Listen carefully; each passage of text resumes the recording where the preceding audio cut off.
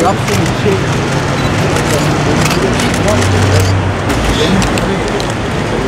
hemen yerlerinizi alalım.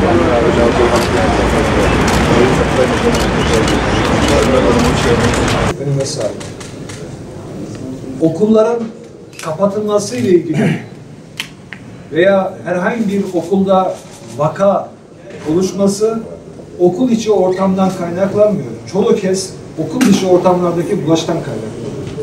Dolayısıyla eğitim sisteminin COVID-19 salgını ortamında yüz yüze eğitime devam etmesi ve 1,5 yıl aradan sonra bu iradenin kararlılıkla uygulanması da sadece Milli Eğitim Bakanlığı olarak bizlere görev düşmüyor. Toplumun tüm kesimlerine görev düşüyor. Tüm vatandaşlarımız Sağlık Bakanlığı tarafından belirlemiş olduğu kurallara mutlaka uyması gerekiyor. Ki okullarımızı sürekli açık tutalım, öğretmenlerimiz öğrencileriyle birlikte olsun ve öğrencilerimiz de okulda arkadaşlarıyla hem eğitim öğretimine devam etsinler hem de psikososyal olarak da özgüvenleri yerinde süreçleri takip edebilsinler.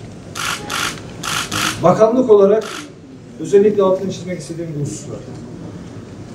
COVID-19 salgınında bizler iller, ilçeler bazında önlemler veya istisnai kurallar getirmiyoruz. Okul bazlı, vaka bazlı istisnalar getiriyoruz. Mesela kamuoyunda sıklıkla tartışılan kalabalık sınıflar konusu var. Değerli arkadaşlar, 850 bin dersliğin %56'sında öğrenci sayısı 25'in altındadır. Bu dersliklerin %18'inde de 26 ile 30 arasında öğrenci sayımız bulunmaktadır. Dolayısıyla kalabalık sınıflar istisnai bir durumdur. Yaygın bir durum değildir. İstisnai durumlarda istisnai kurallar uygulanır. Dolayısıyla biz bakanlık olarak tüm illerimize, valilerimize, il milli eğitim müdürlerimize okul bazlı kalabalık sınıflarla ilgili her türlü önlemi alma, ikili eğitime geçme veya ders saati süresinde tasarrufta bulunma yetkisini verdik. Ve şu anda 200'e yakın illerimizde okul bu önlemler çerçevesinde ikili eğitime geçti.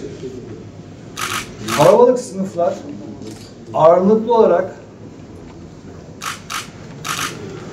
arsa bulunamayan yerlerde veyahut da depremdeki güçlendirme ve yıkım çalışmalarından kaynaklanan gecikmelerden ortaya çıkan geçici bir durumdur. İnşallah bakanlık olarak da tüm süreci takip ediyoruz.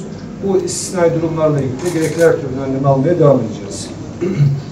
Bugün de dün Adana'da bulunuyordum. Bugün Mersin'imizde hem bu bir haftayı Sayın Valimizle birlikte değerlendirme imkanımız olacak. Aynı zamanda Mersin'imizdeki eğitim yatırımlarını gözden geçirme, Mersin'de eğitimin kalitesini artırmayla ilgili ne gibi önlemler alabiliriz, ne gibi uygulamaları hayata geçirebiliriz, hep birlikte değerlendirme imkanımız olacak. Ben Sayın Valimize, Sayın Vekillerimize, Mersin'deki eğitimin kalitesinin artmasındaki göstermiş oldukları desteklerden dolayı, iradeden dolayı hem şahsen hem de Milli Eğitim Bakanlığı'na şükranlarımı sunuyorum. Bildiğiniz gibi Hazine ve Maliye Bakanımız da Mersin'de. Lütfü Bey'le de biz sürekli Mersin'in konularında istişare ediyoruz. Dolayısıyla Mersin'imizin eğitimde kalitesinin artması ile ilgili her türlü destek vermeye devam edeceğiz.